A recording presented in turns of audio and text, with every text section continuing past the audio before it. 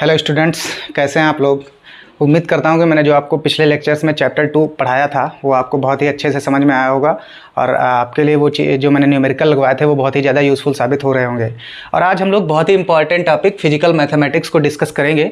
उससे पहले मैं आपको ये बता दूं कि अगर आपको ये टॉपिक जो है क्लियर नहीं है, आपको अगर ये चीज़ें नहीं आ रही, इसमें हम बेसिकली कैलकुलस पढ़ेंगे जिसमें इंटीग्रेशन और डिफरेंशिएशन होता है।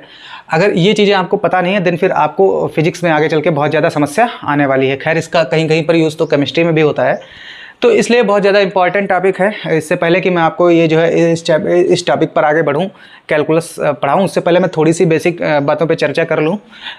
सबसे पहले सबसे ज़्यादा यूज़फुल हमारे पास ट्रिग्नोमेट्री होती है और ट्रिग्नोमेट्री में किसी को कोई दिक्कत नहीं होती है। खैर, लेकिन मैं ये मान के चल रहा हूँ कि मैं आपको जीरो से स्टार्ट करा रहा हूँ। देन मैं आपको बता दूँ कि ट्रिग्नोमेट्री में हमारे पास अगर कोई एक जो है राइट एंगल ट्रायंगल हो, अगर हमारे पास एक समकोण त्रिभुज हो, तो उसमें अगर ये कोण थीटा ले लिया जाए तो इसके सामने वाली भुजा ये लंब हो जाती है और इस 90 डिग्री के सामने वाली भुजा कर्ण होती है और ये बचती कौन सी है, आधार। तो हमारे पास इस समकोण त्रिभुज की किन्हीं दो भुजाओं का अनुपात जो है वो एक त्रिकोणमितीय अनुपात कहलाता है। हमारे पास 6 त्रिकोणमितीय अनुपात होते हैं। एक होता है हमारे पास साइन थीटा, देन उसके बाद फिर साइन थीटा का उल्टा हमारे पास होता है कोसेक थीटा, उसके बाद फिर हमारे पास कास थीटा है और कास थीटा का उल्टा हमारे पास होता है सेक थीटा। उसके बाद फिर हमारे पास टैन थीटा है और टैन थीटा का उल्टा होता है हमारे पास काट थीटा। इस तरह से हम ये निकाल सकते हैं। साइन थीटा इस त्रिभुज में क्या होगा, लंब बटे कर्ण, लंब बटे कर्ण। और उसके बाद फिर कोसेक थीटा, चूंकि साइन थीटा का उल्टा होता है तो ये क्या हो जाएगा, कर्ण बटे लंब। देन उसके बाद फिर कास थीटा क्या होता है, आधार बटे कर्ण। और उसके बाद सेक थीटा इसका उल्टा हो जाएगा तो क्या होगा, कर्ण बटे आधार। देन फिर टैन थीटा क्या होता है, लंब बटे आधार और काट थीटा उसका उल्टा हो जाएगा तो क्या हो जाएगा, आधार बटे लंब। तो इस तरह से हमारे पास ये 6 जो है ट्रिग्नोमेट्रिक रेशियो होते हैं। साइन थीटा का उल्टा कोसेक थीटा होता है, या हम यूँ कहते हैं कि साइन थीटा का व्युत्क्रम जो होता है वो कोसेक थीटा होता है। उसके बाद फिर कास थीटा का व्युत्क्रम सेक थीटा या फिर सेक थीटा का व्युत्क्रम कास थीटा, देन फिर टैन थीटा का व्युत्क्रम काट थीटा और काट थीटा का व्युत्क्रम टैन थीटा। तो इस तरह से हमारे पास ये 6 रेशियो होते हैं। कई बच्चों को ये लग रहा होगा कि सर ये चीज़ें तो हमें आती हैं, तो मैंने आपको पहले ही बताया था कि मैं बेसिक से बिल्कुल स्टार्ट कर रहा हूँ फिजिकल मैथमेटिक्स, ताकि किसी भी बच्चे को जो है दिक्कत ना आए, क्योंकि कुछ बच्चे बायोलॉजी के भी होंगे और कुछ जो है बच्चियाँ होती हैं जो होम साइंस लेती हैं 10th तक, उसके बाद फिर वो स्विच कर देती हैं बायोलॉजी स्ट्रीम में, जहाँ पर उनको फिजिक्स में बहुत ज़्यादा दिक्कत आती है। इसलिए मैं आपको जो है शुरुआत से बिल्कुल बेसिक से जीरो से स्टार्ट कर रहा हूँ। तो ये चीज़ आप जो है अगर नहीं आती है देना फिर आप इसको नोट कर सकते हैं। देन उसके बाद कुछ हमारे पास बेसिक फार्मूले होते हैं। लाइक साइन थीटा जो है अभी मैंने आपको बताया ही था, व्युत्क्रम होता है साइन थीटा, कोसेक थीटा का व्युत्क्रम होता है, या हम यूँ कह दें कोसेक थीटा बराबर 1/sin साइन थीटा, चाहे ऐसे लिखिए या फिर आप वैसे भी लिख सकते हैं। और देन फिर कास थीटा होता है वो व्युत्क्रम होता है सेक थीटा का, और टैन थीटा होता है व्युत्क्रम काट थीटा का। और इससे एक और फार्मूला हम बना सकते हैं, टैन थीटा बराबर क्या होता है, साइन थीटा बटे कॉस थीटा, या काट थीटा चूँकि इसका उल्टा होता है तो ये कास बटे साइन हो जाएगा। तो इस तरह से ये फार्मूले होते हैं, आप इसको नोट कर सकते हैं। उसके बाद इस त्रिभुज में जो है एक प्रमेय होती है जिसको हम पाइथागोरस प्रमेय कहते हैं, और वो हम देखेंगे कि क्या होती है। अगर ये बिंदु यहाँ पर A ले लिया जाए, ये B ले लिया जाए, ये C ले लिया जाए, तो पाइथागोरस प्रमेय क्या कहती है, ये सिर्फ समकोण त्रिभुज की बात होगी। और समकोण त्रिभुज में जो है पाइथागोरस प्रमेय क्या होती है कि कर्ण स्क्वायर बराबर लंब स्क्वायर प्लस आधार स्क्वायर, यानी कि कर्ण हमारे पास क्या दिख रहा है, AC, और लंब क्या दिख रहा है, BC, और आधार क्या दिख रहा है, AB। तो इस तरह से हम ये फार्मूला बना सकते हैं। हाँ, हमारे लिए यूज़फुल है, आगे चल के हम इसको कहीं पर यूज भी करेंगे। और फिर उसके बाद हमारे पास जो है टेबल सबको बनानी आनी चाहिए।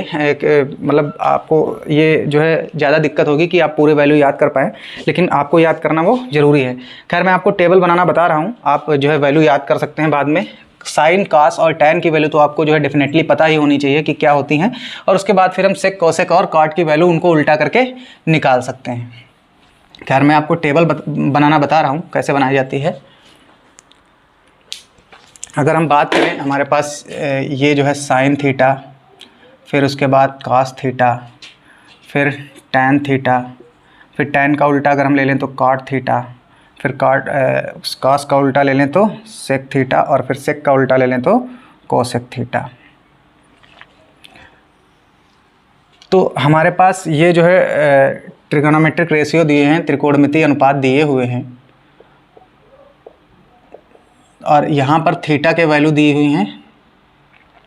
थीटा अगर 30 डिग्री है, देन उसके बाद फिर अगर 45 है, फिर 60 है, या सॉरी थीटा 0 से शुरू करते हैं हम। थीटा साइन 0 मतलब थीटा अगर 0 है, और फिर उसके बाद थीटा अगर 30 है, या फिर थीटा 45 है, और फिर थीटा 60 है, या फिर थीटा 90 डिग्री है। तो भिन्न भिन्न कोणों के लिए इन अनुपातों के मान भिन्न भिन्न होते हैं। कई सारे बच्चों को पता होगा। अगर आपको ये चीज़ें आ रही हैं देन फिर आप इसको स्किप कर सकते हैं, अगर नहीं आ रही है देन आप इसको जो है देख सकते हैं आराम से कैसे जो है वैल्यू क्या होती हैं। तो साइन 0 का मान 0 होता है, और अगर हम थीटा की जगह पर 30 रख दें तो साइन 30 हो जाएगा, और साइन 30 का मान 1/2 होता है। और उसके बाद फिर साइन 45 का मान 1/√2 होता है। देन उसके बाद फिर साइन 60 का मान √3/2 होता है, और उसके बाद फिर साइन 90 का मान 1 होता है। और जब हम कास की वैल्यू निकालेंगे तो साइन की सारी उल्टी कर देंगे, यहाँ से लिखना शुरू करेंगे तो 1, और फिर √3/2, और फिर उसके बाद 1/√2, फिर उसके बाद ये 1/2, फिर उसके बाद ये 0। तो हमारे पास कास थीटा और साइन थीटा, अगर आपको जो है सिर्फ साइन थीटा और कास थीटा भी पता है तो आपका काम चल जाएगा, अगर आपको फार्मूला आता है। अब बेसिकली हमारे पास tan थीटा क्या होता है, साइन थीटा बटे कास थीटा। तो जब हम ये करेंगे 0/1 तो ये क्या आ जाएगा 0, और जब ये बटे ये करेंगे तो 2 कैंसिल हो जाएगा, और ये 1/√3 आ जाएगा। उसके बाद फिर ये बटे ये करेंगे तो ये √2 और √2 कैंसिल हो जाएगा, और हमारे पास ये 1 बचेगा। देन उसके बाद फिर करेंगे तो 2 से 2 ये कैंसिल हो जाएगा, और ये √3 बचेगा। और उसके बाद फिर 1/0, और किसी भी संख्या के बटे में जब 0 आ जाता है तो वो संख्या क्या हो जाती है, इन्फिनाइट। उसके बाद फिर काट थीटा tan का उल्टा होता है। चाहे तो आप इधर से स्टार्ट कर दें, यहाँ से लिखना और लिख सकते हैं, चाहे फिर आप उल्टा कर दें। तो 0/1 करेंगे जब हम तो ये इन्फिनाइट हो जाएगा, और इसको जब 1 के बटे में करेंगे तो ये √3। आप ऐसे भी देख सकते हैं यहाँ पर काट थीटा बराबर क्या होता है 1/tan थीटा। तो जब 1/tan थीटा यानी कि 1/√3 करेंगे तो ये वाला √3 ऊपर पहुंच जाएगा, और क्या हो जाएगा √3। तो यहाँ पर √3, देन उसके बाद फिर 1 का उल्टा करेंगे तो 1 ही रहेगा, और उसके बाद √3 का उल्टा करेंगे तो 1/√3। उसके बाद इन्फिनाइट का उल्टा करेंगे तो 0 आ जाएगा। आप चेक कर सकते हैं 1/∞। तो इन्फिनाइट को हम 1/0 भी लिख सकते हैं। तो यहाँ पर 1/1/0, और ये 0 ऊपर पहुँच गया तो 0 हो जाएगा। उसके बाद फिर सेक थीटा कास का उल्टा होता है। चाहे तो आप यहाँ से स्टार्ट कर दें लिखना, और इधर जो इधर लिखे हैं उनको आप यहाँ पर ऐसे लिख दें, क्योंकि सेक बेसिकली कास का उल्टा होता है। या फिर आप यूँ करें कि उल्टा उसको कर दें, 1/1 करेंगे तो ये 1 आ जाएगा, ये उल्टा करेंगे तो ये 2/√3 हो जाएगा, और इसको उल्टा करेंगे तो ये √2 हो जाएगा, और फिर इसको उल्टा करेंगे तो ये 2 हो जाएगा, और जब 0 को उल्टा करेंगे तो वो इन्फिनाइट हो जाएगा। देन उसके बाद फिर कोसेक थीटा आता है। कोसेक थीटा साइन का उल्टा होता है, और जब हम 0 का उल्टा करेंगे यानी कि 0/1 करेंगे तो ये इन्फिनाइट आ जाएगा, और उसके बाद 1/2 को उल्टा करेंगे तो ये 2 आ जाएगा। उसके बाद 1/√2 को उल्टा करेंगे तो ये √2 आ जाएगा, और फिर 2/√3, और उसके बाद फिर 1। तो इस तरह से हमारे पास ये रेशियो होते हैं, जिनके हम भिन्न भिन्न जो है कोणों के भिन्न भिन्न जो है कोणों पर भिन्न भिन्न उनके मान होते हैं, और ये हमारे लिए इंपॉर्टेंट होते हैं, इसलिए हमको ये जो है याद होने चाहिए। कम से कम साइन कास और tan तो याद ही होना चाहिए। बाकी के हम आसानी के साथ उनको उल्टा करके या फिर किसी और फार्मूले से निकाल सकते हैं। तो आप इसको नोट कर सकते हैं वीडियो को पॉज करके, अगर आपको ये चीज़ें नहीं पता थी। और अब इसके बाद हम लोग पढ़ेंगे बहुत ही इंपॉर्टेंट ASTC रूल। बेसिकली क्या होता है, साइन 30, साइन 45, साइन 60, साइन 90, कास 30, कास 45, ये मान आप निकाल सकते हैं। लेकिन जब बात हम करते हैं साइन 120 की, तो आपको थोड़ा सा दिक्कत आती है। इसके लिए ASTC रूल होता है हमारे पास, और अब हम वही डिस्कस करेंगे इसके बाद। तो ये चीज़ आप नोट कर सकते हैं। तो बेसिकली ASTC रूल हमारे पास एक एलाइड एंगल्स के लिए रूल होता है, जब हम जो है बड़े कोण दे दिए होते हैं उनका मान निकालने के लिए। तो क्या होता है ASTC रूल, बेसिकली हमारे पास आप सबको पता ही होगा कि चतुर्थांश क्या होता है। ये पहला होता है, ये दूसरा होता है, और ये तीसरा होता है, ये चौथा होता है। मैं आपको बता दूं कि जब भी हम कोई कोण नापते हैं तो एंटी क्लॉकवाइज नापते हैं। क्लॉकवाइज मतलब घड़ी के चलने की दिशा ऐसे, और जब भी कोई कोण हम नापते हैं तो ऐसे नापते हैं। आपने जो है D से नापा भी होगा, जो चांदा होता है आपके पास, उससे जब आप कोण नापते होंगे तो इस दिशा में ऐसे एंटी क्लॉकवाइज नापते हैं। तो जब हम इस जो है इस चतुर्थांश में ऐसे चलेंगे एंटी क्लॉकवाइज, तो हमारी सारी डायरेक्शंस प्लस में रहेंगी, और जब हम माइनस करना चाहेंगे तो हम क्लॉकवाइज चलेंगे। खैर इस तरह से हम चलते हैं और क्या लेते हैं, पॉजिटिव। ASTC क्या होता है, बेसिकली पहला क्वाड्रेंट है, पहला चतुर्थांश है, तो यहाँ पर आल, ए का मतलब होता है आल, मतलब आल मतलब sine cos tan sec cosec सब पॉजिटिव, आल पॉजिटिव। और उसके बाद सेकंड में क्या होता है, एस, सेकंड में क्या होता है, एस, एस का मतलब साइन और कोसेक, साइन और कोसेक। उसके बाद फिर थर्ड होता है हमारे पास टी, इसका मतलब टैन थीटा और कॉट थीटा पॉजिटिव, बाकी सारे निगेटिव। तो यहाँ पर अगर कोई यहाँ पर हम देखते हैं तो टैन और कॉट पॉजिटिव रहता है, बाकी सारे निगेटिव। यहाँ पर साइन और कोसेक पॉजिटिव रहते हैं, बाकी सारे निगेटिव। और यहाँ पर सारे के सारे ही पॉजिटिव रहते हैं। देन उसके बाद फिर हमारे पास यहाँ पर आए अगर हम, तो ये क्या होता है, ASTC, यहाँ पर C होता है, यहाँ पर क्या होता है, यहाँ पर कॉस और सेक जो है पॉजिटिव रहते हैं, बाकी सारे निगेटिव हो जाते हैं।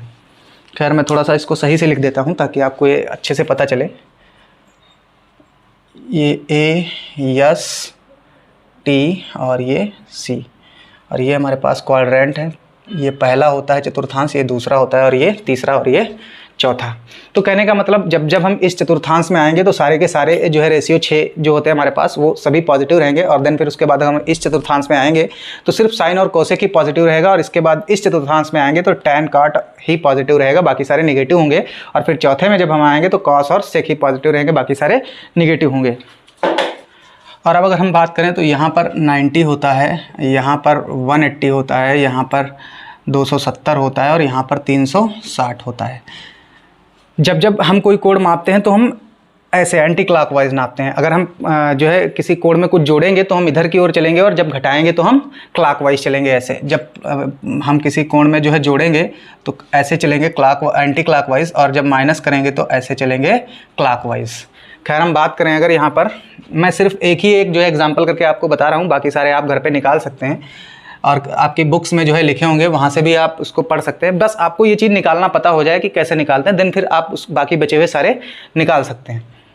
अगर हम बात करें साइन 90 प्लस थीटा की, तो जब हम साइन 90 प्लस थीटा की बात करते हैं तो प्लस जब हम चलते हैं तो एंटी क्लॉकवाइज चलते हैं ऐसे। तो यहाँ पर 90 है और 90 में कुछ जुड़ा है, थीटा जुड़ा है, तो 90 में अगर हम कुछ जोड़ेंगे तो इस वाले चतुर्थांश में पहुँचेंगे। और यहाँ पर मान जो है प्लस में ही रहता है, साइन प्लस में ही रहता है। और आपको देखना ये है, मैं आपको नोट करके एक चीज़ लिखा दूं। पहली बात तो ये कि 90 व 270 पर मान बदल जाते हैं।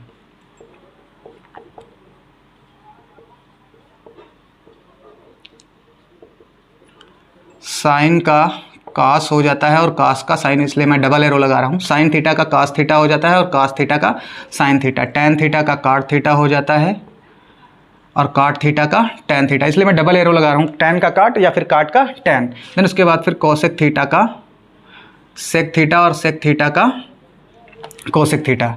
और जो है अगर हम बात करें 360 और 180 की, तो वहाँ पर मान नहीं बदलते हैं। मान की जगह पर आप अनुपात भी लिख सकते हैं। त्रिकोणमितीय अनुपात जो होते हैं वो नहीं बदलते हैं।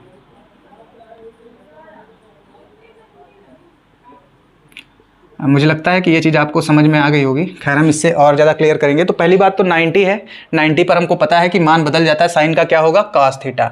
और यहाँ पर प्लस लगाएं या माइनस, ये इस चीज़ पर डिपेंड करता है कि हमारा जो ये रेशियो है वो जिस चतुर्थांश में हम जा रहे हैं वहाँ पर एग्जिस्ट कर रहा है कि नहीं। और हम 90 प्लस थीटा जब प्लस करते हैं तो हम ऐसे चलते हैं, और यहाँ पर पहुँचे तो यहाँ पर साइन मौजूद था, इसलिए ये वाली वैल्यू जो है प्लस में होगी।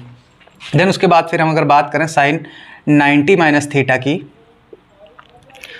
तो हमारे पास क्या होगा, अगर हम 90 माइनस थीटा की बात करें तो माइनस लगा है यहाँ पर, 90 माइनस थीटा है, यानी कि हम क्लॉकवाइज चलेंगे और ऐसे चलेंगे। और जब यहाँ पहुँचेंगे तो यहाँ पर आल पॉजिटिव होते हैं, तो यहाँ भी साइन मौजूद रहेगा। तो यहाँ पर पहली बात तो 90 पर मान बदल जाना, साइन का कास थीटा हो जाएगा। और प्लस या माइनस लगाएं, ये इस चीज़ पर डिपेंड करता है कि यहाँ पर साइन मौजूद है कि नहीं। तो 90 माइनस थीटा हम इसमें आए तो यहाँ पर साइन मौजूद है, क्योंकि यहाँ पर सारे पॉजिटिव होते हैं, सभी मौजूद होते हैं। देन उसके बाद फिर हम बाकी सारी वैल्यू निकाल सकते हैं। कास की बात करें अगर, कास 90 प्लस थीटा की, तो 90 प्लस थीटा यानी कि एंटी क्लॉकवाइज है, यानी कि इसमें है, और यहाँ पर जो है कास मौजूद नहीं है। तो पहली बात तो यहाँ पर माइनस लग जाएगा और 90 पर मान बदल जाते हैं, कास का क्या हो जाएगा, साइन थीटा। उसके बाद फिर cos 90 माइनस थीटा की अगर हम बात करें तो जब माइनस थीटा लगा होता है तो हम क्लॉकवाइज चलते हैं और यहाँ पर पहुँचते हैं। यहाँ पर क्या देखते हैं, ऑल पॉजिटिव होते हैं, यानी कि कास मौजूद है तो यहाँ पर माइनस नहीं लगेगा और कास का 90 पर मान बदल जाता है, कास का साइन हो जाता है, तो यहाँ पर क्या हो जाएगा, साइन थीटा। देन उसके बाद फिर हम अगर बात करें tan थीटा की, किसी भी वैल्यू की बात कर लेते हैं। मैं आपको कुछ चंद जो है एग्जांपल्स के थ्रू इसको क्लियर कराना चाह रहा हूँ। अगर आपको जो है सारे मान निकालना, देन आपके पास बुक्स होंगी, आप वहाँ से भी इसको पढ़ सकते हैं। खैर, अगर हम tan 180 प्लस थीटा की बात करें तो 180 प्लस थीटा यानी कि हम एंटी क्लॉकवाइज चलेंगे और यहाँ पर पहुँचेंगे और यहाँ पर tan मौजूद है, और जब यहाँ पर tan मौजूद है तो जाहिर सी बात है यहाँ पर प्लस ही रहेगा, प्लस लिखने की कोई ज़रूरत नहीं है, और 180 पर मान नहीं बदलता है तो tan का tan ही रहेगा। उसके बाद फिर हम अगर बात करें cos 180 माइनस थीटा की, तो हमारे पास 180 यहाँ पर है और 180 माइनस थीटा यानी कि हम ऐसे चलेंगे, यहाँ पहुँचेंगे और यहाँ पर cos मौजूद नहीं है तो माइनस हो जाएगा, और 180 पर मान नहीं बदलता है तो माइनस cos थीटा ही रहेगा। देन उसके बाद अगर हम बात करें लाइक किसी भी हम सेक की बात कर लेते हैं, सेक 270 माइनस थीटा, तो 270 यहाँ पर है और जब हम माइनस करते हैं तो हम ऐसे क्लॉकवाइज चलते हैं, सीधे चलते हैं, और यहाँ पर पहुँचे, यहाँ पर सेक मौजूद नहीं तो जाहिर सी बात है यहाँ माइनस लग जाएगा और 270 पर मान भी बदल जाते हैं, सेक का क्या हो जाएगा, कोसेक, तो ये क्या हो गया, माइनस कोसेक थीटा। तो इस तरह से आप बाकी जो है मान होते हैं वो आप निकाल सकते हैं आसानी के साथ, और इसको बाकी सारे एग्जांपल्स को अपनी बुक से क्लियर कर सकते हैं। खैर, मैंने जो कॉन्सेप्ट होता है वो आपको बता दिया है कि इस तरह से चीज़ें होती हैं, और अगर आपको ये चीज़ समझ में आ रही देन आप इसको जो है शार्ट नोट बना के नोट कर सकते हैं। तब तक आप इसको वीडियो को पॉज करके इसको नोट कर लीजिए।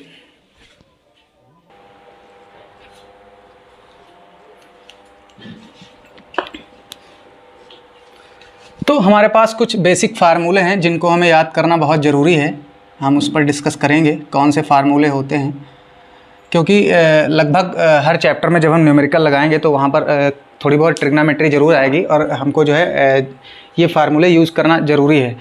खैर, अगर हम बात करें, मैं ये लेक्चर जो है क्लास 11th के लिए अपलोड कर रहा हूँ, लेकिन बहुत सारे बच्चे जो है इंटर में आ जाते हैं और उनको जो है बायोलॉजी स्ट्रीम के होते हैं और उनको वहाँ पर मैथ में दिक्कत आती है, तो उनके लिए भी मेरा लेक्चर बहुत ही इंपॉर्टेंट है।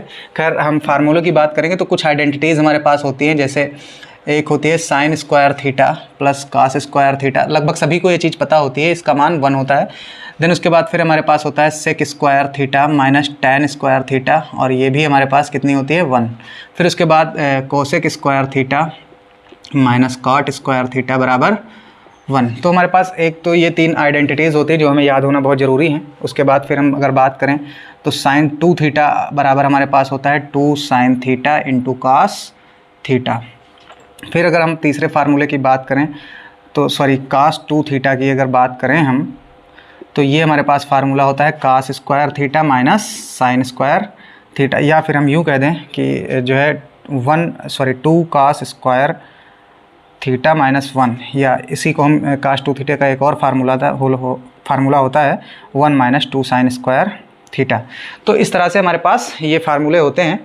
उसके बाद अगर हम बात करें कास 3 थीटा की, साइन 3 थीटा की, तो हमारे पास क्या होता है 3 sine theta minus 4 sine cube theta. उसके बाद अगर हम बात करें कास 3 थीटा की, तो एक मिनट, सही है। उसके बाद अगर हम बात करें इसकी तो 4 cos cube theta minus 3 cos theta. तो इस तरह से हमारे पास ये फार्मूले होते हैं। उसके बाद कुछ और इम्पॉर्टेंट फार्मूले होते हैं, लाइक हमारे पास होता है साइन ए प्लस बी, तो ये क्या होता है sine A into cos B plus cos A into sine B, और अगर हम यहाँ पर माइनस लगा देंगे तो यहाँ पर माइनस लग जाएगा, कोई दिक्कत वाली बात नहीं होती है। लेकिन जब हम बात करते हैं कास ए प्लस बी की, तो ये हमारे पास होता है cos A into cos B minus sine A into sine B. तो हमारे पास ये फार्मूले होते हैं, आप इनको जो है नोट कर सकते हैं।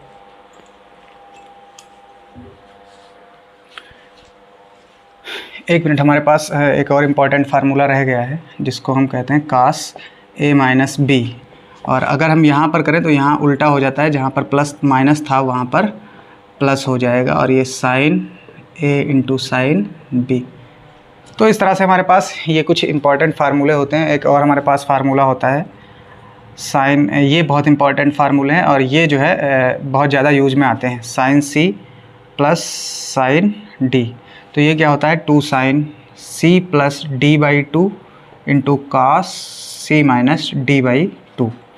या अगर हम माइनस लगा दें यहाँ पर, sine C minus sine D, तो ये 2 just a minute, 2 sine 2 cos C minus D by 2 और into sine C plus D यहाँ पर होगा और sine C minus D by 2। तो इस तरह से हमारे पास ये कुछ फार्मूले होते हैं जो हमें याद होना ज़रूरी है। आप इनको जो है नोट भी कर सकते हैं और आप इनको याद कर लीजिए क्योंकि ये चीज़ें इंपॉर्टेंट हैं। एक मिनट, मैं कास वाला फार्मूला लिखना ही भूल गया, कास सी प्लस कास डी। तो ये हमारे पास फार्मूला होता है 2 sine C plus D by 2 into sine C minus D by 2। और अगर हम बात करें कास सी माइनस कास डी की, तो 2 sine C plus D by 2 into sine, यहाँ पर ध्यान रखना है कि डी माइनस सी बाई 2। तो इस तरह से जो बेसिक ट्रिग्नोमेट्रिक फार्मूले थे जो हमारे लिए यूज़फुल हैं, जो हम आगे यूज़ करेंगे, वो हमने क्लियर कर लिए हैं। और क्या होते हैं फार्मूले और उससे पहले ASTC रूल क्या होता है, ये चीज़ें आपको मैंने क्लियर करा दी। खैर बहुत ही बेसिक सा लेक्चर था, मुझे लगता नहीं था कि आपको ये बताना चाहिए, लेकिन मेरा ये उद्देश्य है कि सारे बच्चे, चाहे वो बायोलॉजी के हों चाहे वो मैथ वाले हों, सबको फिजिक्स समझ में आनी चाहिए और उनको बेसिक लेक्चर्स में कोई दिक्कत नहीं होनी चाहिए, इसलिए मैंने ये चीज़ें आपको बताई हैं। खैर हम लोग अगले लेक्चर्स में जो है कैलकुलस स्टार्ट करेंगे और थोड़ा बहुत मैं आपको जो फिजिक्स में लॉगरिथम यूज़ होती है, लघुगणक, वो भी मैं आपको समझाऊंगा। खैर तब तक के लिए आप ये चीज़ें जो है रिवाइज़ कर लीजिए ध्यान से और इसको जो है समझ लीजिए, फार्मूलों को याद कर लीजिए ताकि हमको आगे कोई दिक्कत ना हो। और वीडियो के लास्ट तक बने रहने के लिए आपका बहुत बहुत धन्यवाद।